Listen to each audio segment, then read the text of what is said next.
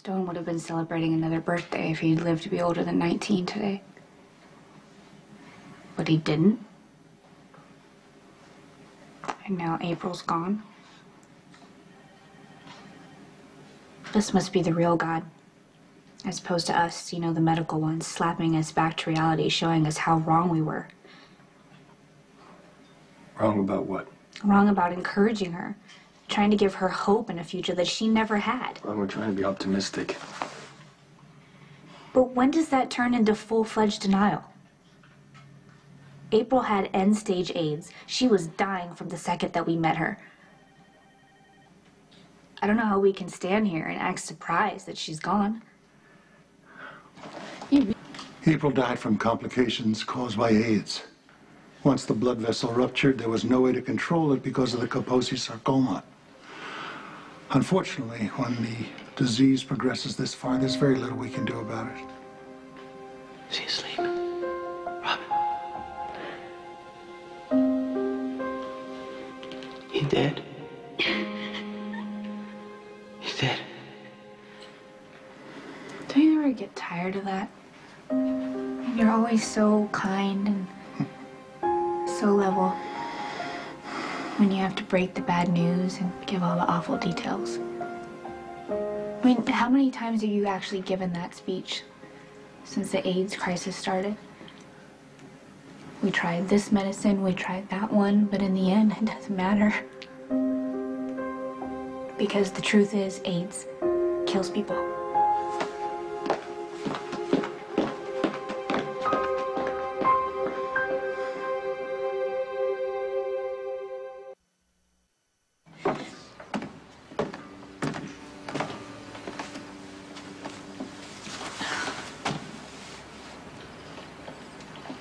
So is this what it's like to be in a relationship? What? Well, when you took off, I figured you went to one or two places. The hospital roof. I know you go there to let yourself hurt. Or here. I went to the roof first. You weren't there. Then I remembered you brought me out here the day that I was exposed to AIDS. So may I look past the water at the horizon, try and see the bigger picture. That sure sounds like me. Full of unsolicited advice and positive aphorisms. You know, why don't you just tell me to shut up? That no perspective is going to change the truth, that AIDS kills millions and millions of people every day, and there is still no cure. I mean, maybe it's not even possible. You don't believe that? You can throw more money at it. You can develop new drugs. The drugs are working, but no one knows how well, really, or for how long. The doctors tell me that if I stay on the cocktail that I could live a long and healthy life, but nobody knows for sure.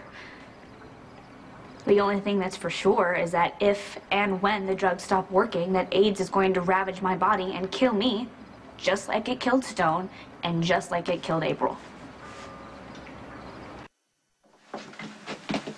Thanks for the escort. I think I can take it from here. Are you not going to invite me in? I don't really feel like having company right now. No, we're past company. Fine, come in. You can watch me unpack. Unpack it? Not moving? Well, it's not like April needs the apartment anymore. Well, no, but I thought you promised me and Kelly. I changed my mind, and you know what? They're both doctors. I'm sure they can cover my share of the rent, and if not, they can find someone else to live there. What happened to you not wanting to live alone? I am alone. I've been alone since the day Stone died, and I will be alone until the day that I finally die of AIDS. You don't get to give up. Okay, I'm not gonna let you. I don't know where this defeatist attitude came from, but it's unacceptable. Gee, sorry I'm not cheerful enough for you. Look, I don't need you to dance the jig, but you've conditioned me to expect a certain something from you.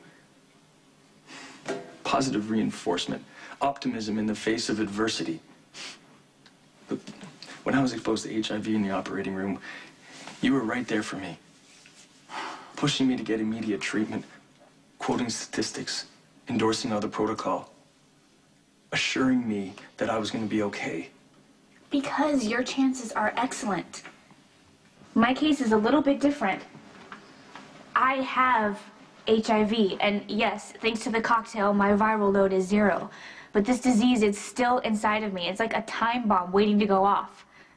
I have tried not to dwell on it. I've tried not to be fatalistic, but maybe I'm just in denial. Maybe I just can't face the truth. You want truth? April died. That doesn't mean you will. We can't assume that.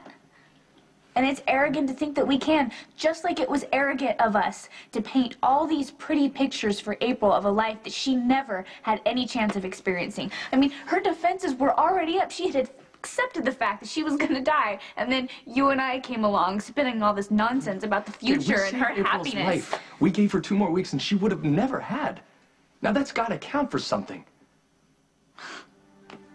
Look, time is the most precious commodity we have, and I learned that from you. You could live with HIV for the next 30 years, walk out of this apartment and get hit by a bus. Or if you still live in Port Charles, stray bullets. None of us know how much time we have left, but the only thing we can do is make the most of it. And that's what I plan on doing with you, so you can be as mad and angry as you feel you need to be. But I am not going to let you give up. I'm not going away. You picked a lousy time to start being wonderful.